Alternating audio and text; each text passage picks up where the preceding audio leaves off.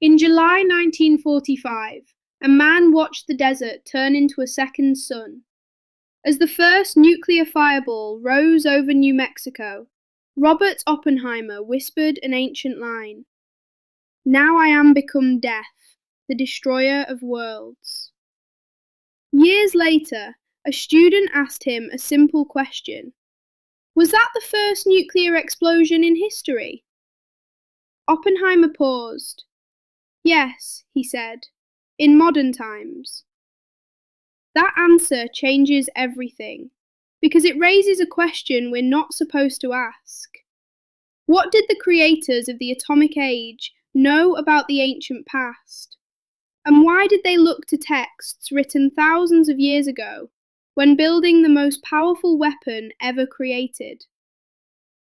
Mainstream history tells us the ancient world was primitive, but the Hindu epics tell a very different story. They describe weapons charged with cosmic power, flying machines that move through air, water, and space.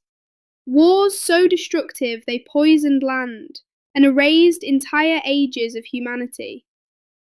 So today, we're not looking at myths, we're looking for evidence.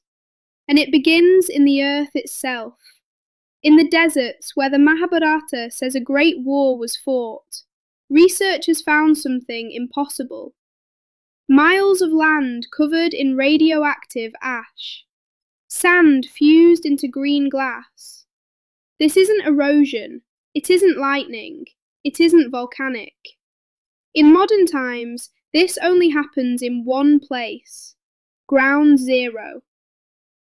The epic describes a single projectile, an incandescent column of fire, brighter than 10,000 suns.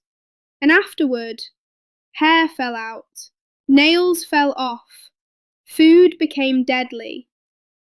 That's not poetry, that's radiation sickness, written long before the atom was discovered.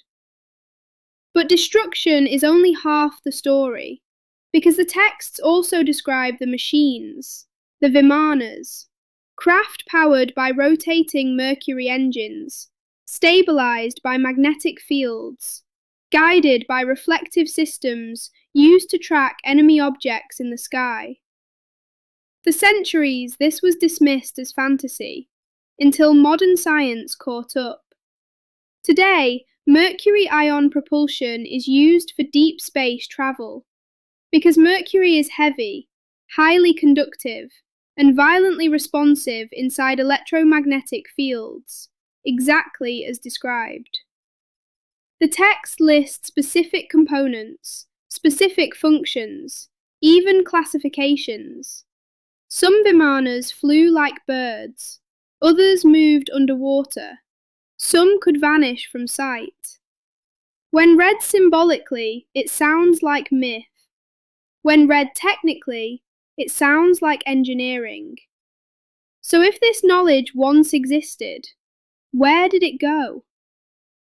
Ancient India speaks of time not as a straight line, but as cycles, ages of abundance, followed by collapse, followed by reset. Civilizations don't just fall, they reboot. And when they do, they don't lose everything. They lose the instructions, the source code. Today, we live in a world of stress, scarcity, and fragmentation, but we're also rediscovering forces once considered impossible. Artificial intelligence, quantum mechanics, energy beyond combustion. Maybe we're not inventing the future. Maybe we're remembering it. Because the past isn't buried, it's encrypted. And the question is no longer whether ancient civilizations were advanced. The question is, when humanity reached this level before, did it end in bliss or annihilation? And if we're approaching that threshold again, will we choose differently this time? The truth isn't behind us, it's waiting. If you want the full breakdown of the sites, the texts, and the propulsion theories, you already know what to do. Stay curious, and stay dangerous in the best way.